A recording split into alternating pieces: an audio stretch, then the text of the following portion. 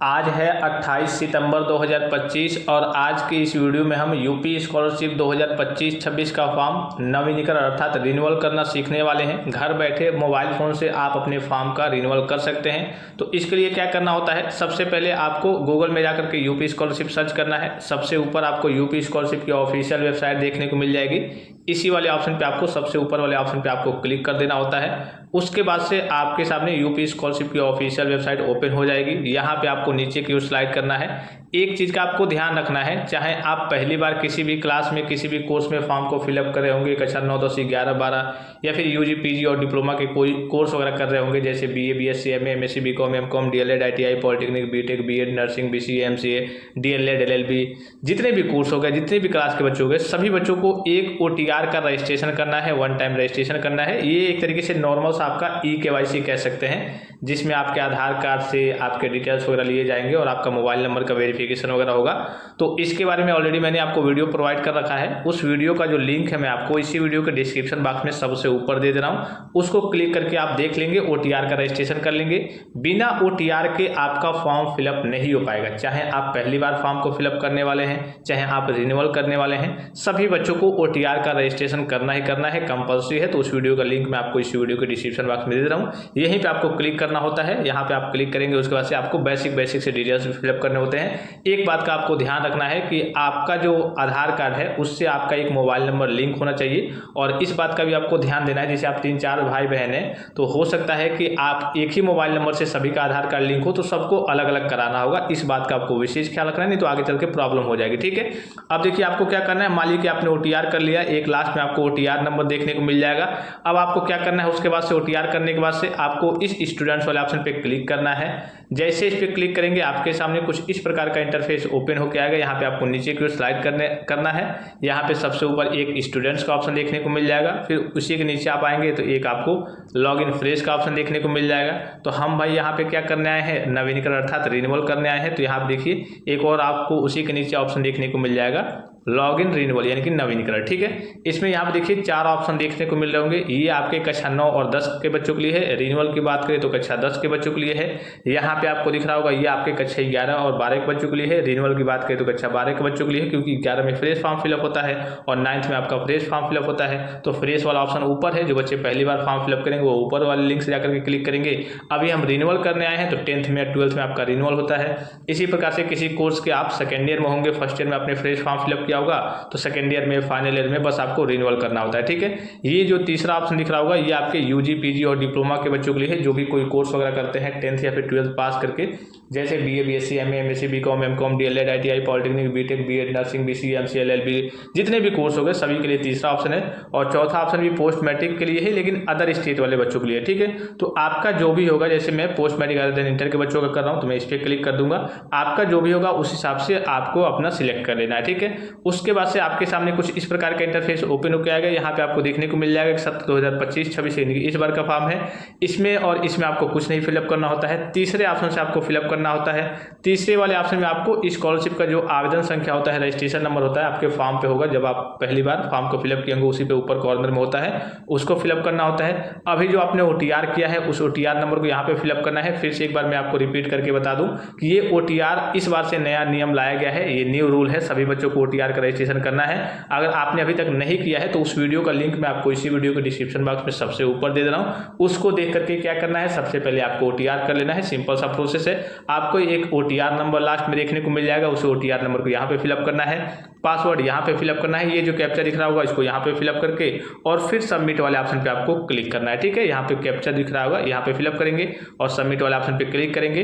मान लीजिए कि आपने ओटीआर किया था और आप भूल गए हैं तो यहाँ पे क्लिक करके आपके मोबाइल नंबर पे, रजिस्टर्ड मोबाइल नंबर पे ओटीपी जाएगा, आपका ओटीआर नंबर आपको मिल जाएगा। ठीक है, अगर आप पासवर्ड वगैरह भूल गए हैं तो यहाँ पे क्लिक करके अपना पासवर्ड वगैरह प्राप्त कर सकते हैं। ठीक है, चलिए सारी चीज़ों को फिलअप करके फिर मैं आगे की ओर प्रोसीड करके आपको दिखाता हूँ। अब देखिए फाइनली सारी चीज़ों को फिलअप किया जा चुका है। यहाँ पे जो सबमिट वाला ऑप्शन दिख रहा होगा इसी वाले ऑप्शन पे आपको क्लिक करना है। जैसे इस पे क्लिक करेंगे आपका फॉर्म लॉगिन हो जाएगा। यहाँ पे आपको देखने को मिल जाएगा सत्र 2025-26 का रिन्यूअल का फॉर्म है और यहाँ पे ऑटोमेटिकली सारे ऑप्शन आपके क्या होंगे, ग्रीन टिक होंगे। ठीक है, अब इस बार रिन्यूअल वाले बच्चों थोड़ा सा ध्यान देंगे कि आपको करना क्या है। आपको इस बार फॉर्म में कुछ भी फिलअप नहीं करना है।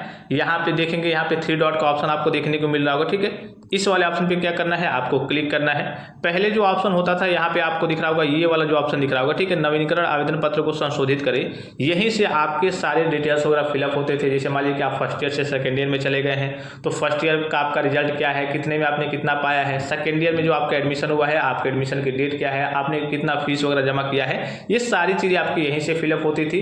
अब विभाग की ओर से नया नोटिफिकेशन आया है और आपके कॉलेज से भी आपको बता दिया गया होगा, अभी तक जहाँ तक उम्मीद है मुझे, कि आपको रिन्यूअल के फॉर्म में कुछ फिलअप नहीं करना है। आपको क्या करना है, अपना OTR करना है, फॉर्म को लॉग इन करना है और सबमिट करके डॉक्यूमेंट के साथ कॉलेज में सबमिट कर देना है। यानी कि फाइनल सबमिट करके यहाँ पे फाइनल सबमिट ऑटोमेटिक हो जाएगा, एक तरीके से फाइनल प्रिंट निकाल करके आपको और जो भी डॉक्यूमेंट्स लगते हैं उसको ले जा करके कॉलेज में सबमिट कर देना होता है। उसके बाद से आगे के जितने भी डिटेल्स है, जितने भी वेरिफिकेशन के काम है, वो आपके कॉलेज के द्वारा किए जाएंगे, आपको कुछ नहीं करना है, ठीक है। यहाँ पे जो बच्चे इनकम सर्टिफिकेट को लेकर के समस्या में है कि सर हमारा तो अपने नाम का हमने लगा दिया है या फिर मेरा बीच में ही एक्सपायर हो गया है, तो बीच में अगर आपका एक्सपायर हो गया है तो उसी इनकम सर्टिफिकेट के बेस पे आपका पैसा आते रहता है जब तक आपका कोर्स समाप्त नहीं हो जाता है। क्योंकि जब आपने फ्रेश जब फॉर्म फिलअप किया था, जब लगाया होगा, तब आपका वैलिड होगा, तो उसी इनकम सर्टिफिकेट के बेस पे आपका पैसा आते रहता है। जिन्होंने अपने नाम का लगा दिया है, तो जब वो डॉक्यूमेंट जमा करेंगे वहाँ पे कॉलेज में आपसे टीचर भी मांगेंगे कि हाँ आप अपने गार्जियन के नाम का इनकम सर्टिफिकेट अर्थात आय प्रमाण पत्र जमा कीजिए, तो आपको अपने गार्जियन के नाम का इनकम सर्टिफिकेट वहाँ पे आपको जमा करना है। इसके रिगार्डिंग कई बार ऑफिशियल नोटिफिकेशन आ चुका है, ठीक है।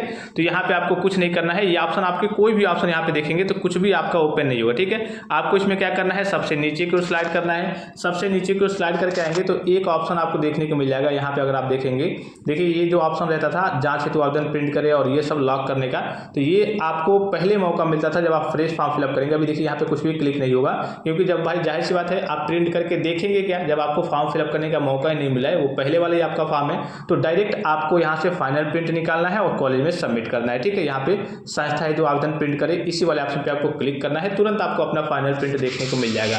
अब यहाँ पे देखिए मैं आपको लाइव तरीके से दिखा दे रहा हूँ। आज डेट क्या है, आज डेट है 28/9/2025, यानी कि 28 सितंबर 2025 आज आपकी डेट है। और यहाँ पे अगर आप देखेंगे जांच हेतु प्रिंट रहता है, तो ऊपर लिखा रहता है कि हाँ ये केवल जांच हेतु प्रिंट है, आप इसको संस्था में जमा नहीं कर सकते। और यहाँ पे अगर आप ऊपर देखेंगे तो शिक्षण संस्थान में जमा करने हेतु ये आपका फाइनल प्रिंट है, 2025-26 का है। कुछ चीज़ें आपको ब्लर दिख रही होंगी सिक्योरिटी रीजन के लिए, ठीक है। इस फाइनल प्रिंट में अगर आप नीचे की ओर आएंगे तो बहुत सारे डिटेल्स वगैरह आपके ब्लैंक होंगे, खाली होंगे। जैसे हो सकता है माता जी का नाम, पिताजी का नाम, आपकी email ID, mobile number, high school के प्राप्तांक पूर्णांक वगैरह शो ना हो। आपने पहले तो फिलअप किया था ऑनलाइन फॉर्म में, लेकिन इस प्रिंट में आपका शो ना हो, तो इसको लेकर के आपको घबराने की जरूरत नहीं है। ये सभी बच्चों में ऐसा ही आ रहा है, आपका ऑनलाइन तरीके से सारी चीज़ें वहाँ पे सही है और वेरीफाइड है, ठीक है। फाइनल प्रिंट में कभी कभी रिन्यूअल वाले बच्चों में ये सारी चीज़ें देखने को नहीं मिलती है, ब्लैंक करके आता है, ठीक है। तो इसको लेकर के आपको घबराना नहीं है।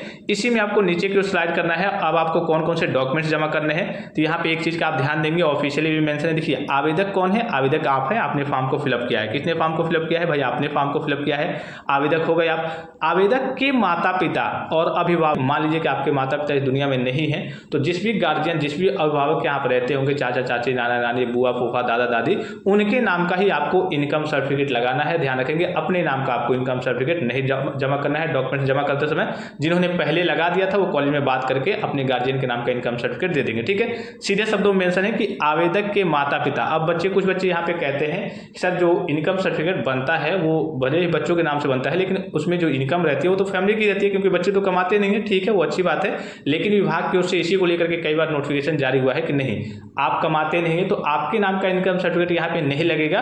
आपको अपने गार्जियन, माता जी या फिर पिताजी या फिर जो भी अभिभावक होंगे, उनके नाम का इनकम सर्टिफिकेट उनके नाम का ही आपको जमा करना है, अपने नाम का आपको नहीं जमा करना है। तो इसलिए यहाँ पे सीधे शब्दों में मेंशन भी करा दिया जा रहा है, आवेदक के माता पिता और अभिभावक के आय प्रमाण पत्र की छायाप्रति निर्धारित प्रारूप पर फोटोकॉपी लगती है और नेट कॉपी भी लगती है। फिर वहीं अगर दूसरे पॉइंट में देखेंगे तो देखिए आवेदक कौन है, आप है, आपके जाति प्रमाण पत्र की छायाप्रति, यानी कि जो जाति प्रमाण पत्र रहेगा वो आपके नाम का रहेगा। और यहाँ पे पहले वाले पॉइंट में देखेंगे तो आवेदक के माता पिता और अभिभावक के आय प्रमाण पत्र की छायाप्रति, यहाँ पे ये चीज समझ गए।